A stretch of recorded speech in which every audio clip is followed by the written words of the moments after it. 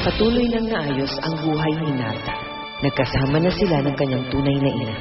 Dagdag nito, lalo silang nagkakamabutihan ni Pancho. Ngunit habang naaayos ang mga problema ni Narda, pasimula pa lang ang kay Darna.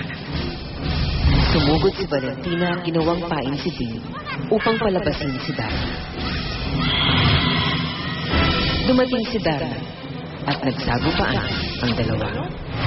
Lungusot na naman si Valentina? Opo. Malaman niya po si Darna ngayon. Si Darna at ng kanyang nemi, si Valentina.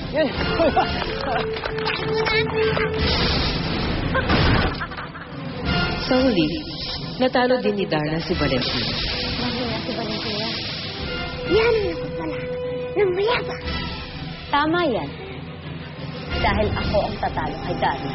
Ngunit hindi sa kaalaman ng lahat, may ibang nakakuha ng makapangyarihang tungkod ni Cobra. Ako! Si Serpina! Pakinggan mo ang kahilingan ko. Bonggang!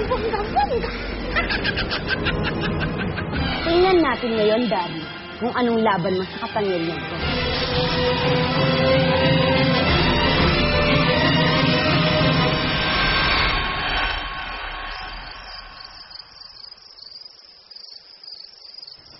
Tumalon siya sa ilog. Nakainom na maraming tubig. Mabuti may nakakita sa kanya. Kung hindi, panatuluyan na siya.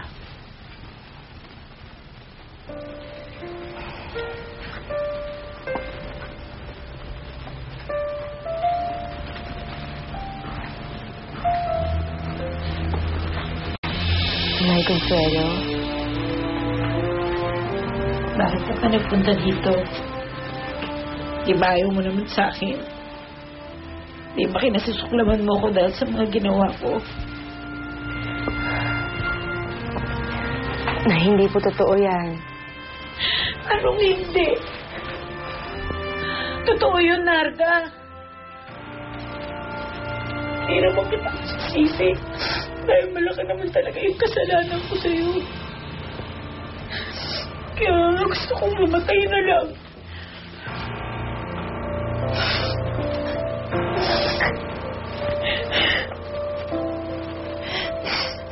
Huwag sabihin yan. Malaki kasalanan ang gusto magpakamatay. Huwag sabihin yan. Marami naman natin akong kasalanan eh. Totoo naman yung sinasabi ko. Kung mabubuhay din lang ako at wala sa tabi ko si Narda, mas gusto ko pong mamatay na lang. Nay, tama na po.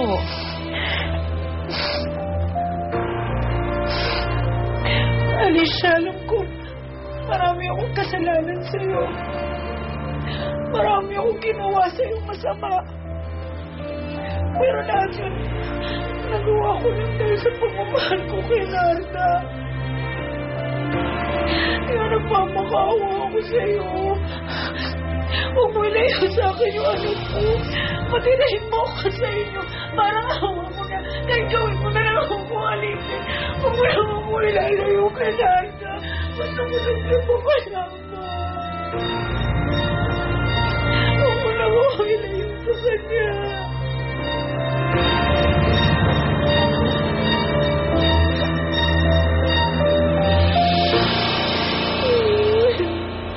Gabriel, maligayang pagbabalik. Father, magandang gabi po. Tawaan ka ng Diyos. Nakakamiss tong San Martin, Father. Halika na. Pinaayos ko na yung kwarto mo. Salamat po, Father. Mabuti naman. Mabuti naman.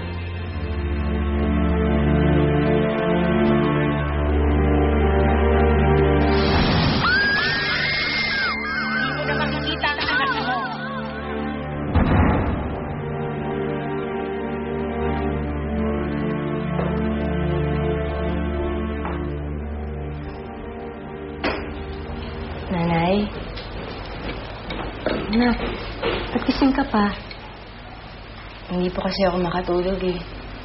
May gumugulo ba sa isipan mo?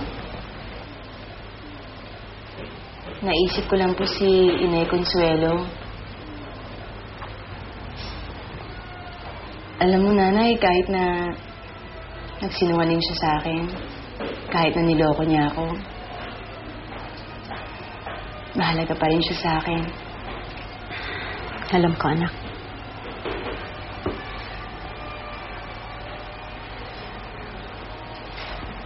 Nanay, pwede po ba akong mahilingin sa inyo? Sana po mapagbigyan niyo ako na dito po tumira si Inay Consuelo. Anak, mabigat ang hinihiling mo sa akin. Baka hindi kita mapagbigyan. Sana maintindihan mo.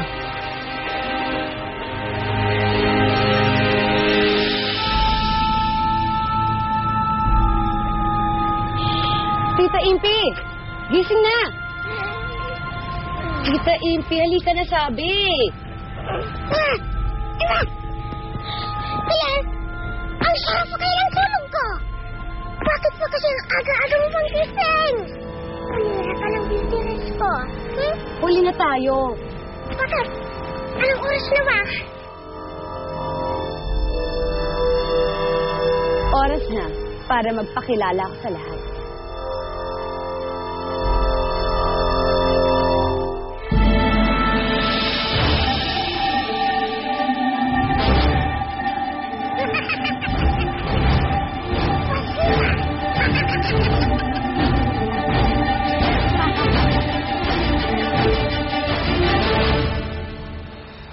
Ay!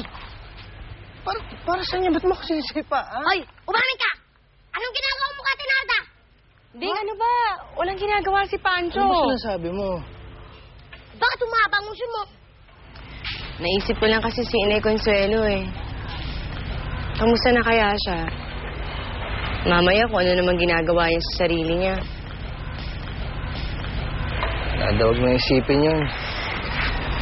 Mabuti pa, laksan mo na lang yung loob mo at isipin mo na walang masamang mangyayari. Anak, Nanay? may surprise ako sa'yo. Po?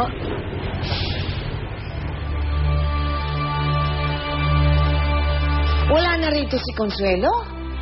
Oo, Loling. Pinasundo siya kanina. Doon na daw muna siya kina Narda. Dumi. Siguro nga, ayaw niyang magpakamatay uli ang anak mo.